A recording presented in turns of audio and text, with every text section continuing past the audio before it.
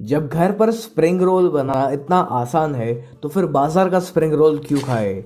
और ऊपर से आज हम इस वीडियो में ये भी जानेंगे कि आप स्प्रिंग रोल की शीट को घर पर कैसे बना सकते हो।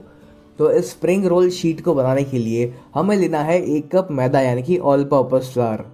इसी के साथ हम इसमें ऐड करेंगे आधा कप कॉर्न स्टार्च।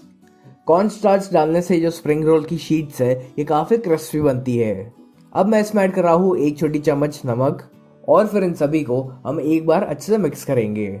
फिर हमें इसमें पानी ऐड करना है और इसका बैटर रेडी करना है। और जो बैटर है ये बिल्कुल पानी की तरह पतला होना चाहिए, लेकिन इसमें एक साथ सारा का सारा पानी ऐड ना करें वरना इसमें लम्स यानी कि गुठलियाँ पड़ सकती है। चलिए, जैसे कि आप देख सकते हो कि ये जो स्प्रिंग रोल शीट बनाने का बैटर है ये रेडी हो चुका है और ये बिल्कुल पानी की तरह पतला होना चाहिए।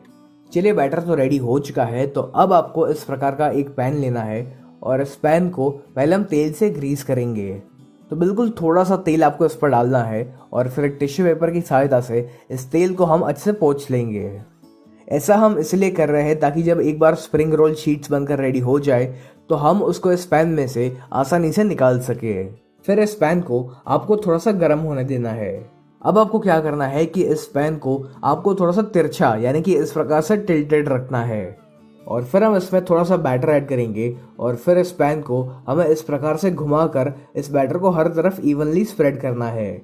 इसको 1-2 बार घुमाने के बाद इसमें जो भी एक्सेस बैटर है उसको आपको वापस बाउल में निकाल लेना है। इस बैटर को आपको इस पैन में बहुत ज़्यादा देर तक नहीं घुमाते रहना है वरना फिर आपकी जो स्प्रिंग रोल की शीट्स है वो काफ़ी मोटी बनेगी और फिर उसको खाने में आपको उतना मज़ा नहीं आएगा। अब ये जो शीट है इसको आपको मीडियम फ्लेम पर तकरीबन 1 मिनट के लिए पकाना है। इससे ज़्यादा इसको मत पकाइएगा वरना इसका जो कलर है वो धीरे धीरे चेंज होने लगेगा। अब ये जो पैन का साइड का हिस्सा है यानी कि जहाँ से हमने एक्स्ट्रा बैटर को बाहर निकाला था वो वाली साइड थोड़ी सी मोटी होती है, तो इसलिए ये जो एक्स्ट्रा पार्ट है उसको हम निकाल लेंगे। तकरीबन 1 मिनट हो चुकी है और जैसे कि आप देख सकते हो कि ये जो शीट है इसने इस पैन के किनारों को अपने आप ही छोड़ना शुरू कर दिया है। तो अब आपको एकदम ही सावधानी से इस शीट को उठाना है। ये जो शीट है ये इस वक्त काफ़ी गर्म होती है, तो जब आप इसको पकड़ने जाओगे तो हो सकता है कि आपको उंगलियों में थोड़े से चटके लगे। तो इसलिए आपको इस शीट को एकदम ही सावधानी से निकालना है। और फिर आपको एक प्लेट लेनी है और इस प्लेट के ऊपर आप पहले से ही थोड़ा सा मैदा या फिर कॉर्न स्टार्च छिड़क कर रखिए। ऐसा करने से ये जो स्प्रिंग रोल की शीट है ये इसमें चिपकेगी नहीं। और अब जो स्प्रिंग रोल की शीट थी उसको आपको इस प्लेट में उल्टा करके रखना है, यानी कि जो साइड तवे की नीचे की तरफ थी वो साइड अब ऊपर खुले में होनी चाहिए ताकि पंखे की हवा की वजह से वो जो शीट है वो ऊपर से अच्छे से सूख जाए। और इस शीट के ऊपर भी हम वापस थोड़ा सा मैदा या फिर कॉर्न स्टार्च छिड़केंगे ताकि जो दूसरी शीट हम इसके ऊपर रखे वो इसके साथ चिपक ना जाए। अब दूसरी शीट बनाने से पहले ये जो पैन है इसमें थोड़ा सा एक्स्ट्रा पार्ट बचा हुआ होगा इस शीट का, तो उसको आपको निकाल लेना है। ये हमें किसी काम का नहीं है। तो ठीक इसी प्रकार से आपको बाकी सारी शीट्स को भी रेडी करना है। शुरू में आपको 1-2 शीट्स को बनाने में थोड़ी सी दिक्कत आ सकती है, लेकिन जैसे जैसे आप इसको बनाते जाओगे वैसे वैसे ही आपके लिए बहुत ही ईजी होता जाएगा और आपकी जो स्प्रिंग रोल की शीट है वो आसानी से बनकर रेडी हो जाएगी। ये जो स्प्रिंग रोल की नीचे की साइड है यानी कि जो साइड तवे के ऊपर होती है वो हल्की सी गीली रहती है, तो इसलिए उसको उल्टा करके रखना बहुत ही ज़रूरी है ताकि वो अच्छे से सूख जाए।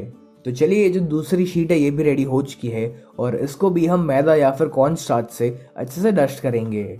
इसी तरह से मैंने ये और 5 से 6 शीट्स रेडी कर ली है और जैसे कि आप देख सकते हो कि हर एक शीट एकदम ही परफेक्ट बनकर निकली है।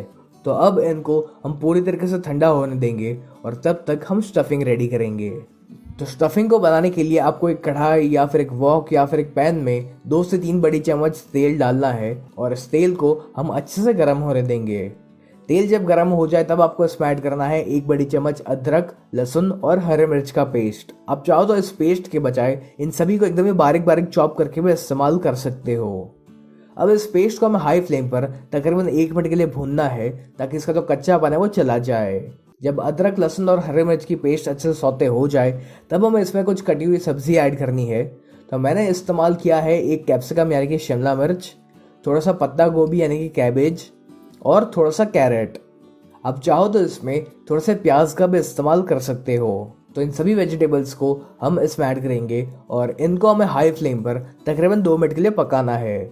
इनको हम बहुत ज़्यादा देर तक नहीं पकाएंगे वरना फिर ये एकदम ही सॉफ्ट हो जाएंगे और फिर इसे खाने में उतना मज़ा नहीं आएगा। हमें इन सब्जियों को थोड़ा सा कच्चा ही रखना है ताकि ये खाने में थोड़ा सा क्रंची लग सके। इसी के साथ मैं इसमें ऐड कर रहा हूँ 1 छोटी चम्मच नमक, ताकि ये जो सब्जियां है ये फटाफट से कुक हो जाए। लेकिन ध्यान रहे कि आपको इसमें बहुत सारा नमक नहीं डालना है, क्योंकि इसके बाद हम इसमें कुछ सॉस ऐड करने वाले हैं और उनमें भी थोड़ा सा नमक रहता है। फिर इसमें जाएगा 1/4 छोटी चम्मच काले मिर्च पाउडर यानी कि ब्लैक पेपर पाउडर, और फिर हम इन दोनों को इसमें एक बार अच्छे से मिक्स करेंगे। अब मैं इसमें ऐड कर रहा हूँ 3 से 4 बूंद सोया सॉस की, और फिर इसमें जाएगा 1 छोटी चम्मच रेड चिली सॉस। कुछ लोग स्प्रिंग रोल्स की स्टफिंग में इन सॉसेस का इस्तेमाल नहीं करते, तो अगर आप इनको नहीं डालोगे तो भी चलेगा। क्या होता है कि सॉस डालने से ये जो स्टफिंग है ये हल्का सा गीला हो जाता है और फिर जो स्प्रिंग रोल की शीट है वो हल्की सी फटने लगती है, तो इसलिए स्टफिंग में सॉस का इस्तेमाल करना एकदम ही ऑप्शनल है। तो ये जो हमारा स्प्रिंग रोल का स्टफिंग है ये ऑलमोस्ट रेडी हो चुका है। तो सबसे आखिर में हम इसमें ऐड करेंगे थोड़ा सा स्प्रिंग ओनियंस। इन स्प्रिंग ओनियंस का बहुत ही बढ़िया सा फ्लेवर आता है, तो आप भी इनको ज़रूर इस्तेमाल करिएगा। तो लीजिए, हमारा ये जो स्टफिंग है ये रेडी हो चुका है। तो अब इस स्टफिंग को हम साइड पर ठंडा होने देंगे और तब तक हमें मैदा की एक पेस्ट रेडी करनी है।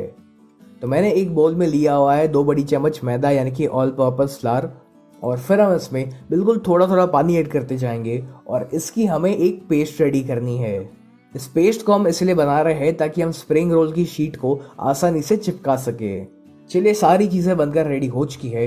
तो अब हम ये देखेंगे कि स्प्रिंग रोल को बनाना कैसे है। तो मैंने यहाँ पर ये स्प्रिंग रोल की शीट रखी हुई है। तो अब इसकी किसी भी एक तरफ पर आपको स्टफिंग को डालना है। तो मैंने 1 बड़ी चम्मच जितना स्टफिंग का इस्तेमाल किया हुआ है। आप बहुत ज़्यादा भी स्टफिंग फिल ना करें इसमें, वरना आपको उसको फोल्ड करने में थोड़ी सी दिक्कत आ सकती है।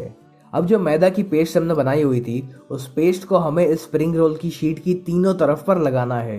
इस मैदा की पेस्ट को आप अच्छे से हर तरफ लगाइएगा ताकि जो स्प्रिंग रोल की शीट है ये अच्छे से बंद हो जाए और फिर तेल में जाने के बाद खुले नहीं। अब इसकी जो साइड्स है इसको हम बीच की तरफ लेकर आएंगे और फिर जिस साइड पर हमने स्टफिंग लगाया हुआ था उस साइड को हमें इस प्रकार से फोल्ड करते जाना है। अब सबसे आखिर में हम यहाँ पर भी थोड़ा सा मैदा का पेस्ट लगाएंगे ताकि जो स्प्रिंग रोल की शीट है ये अच्छे से सील हो जाए।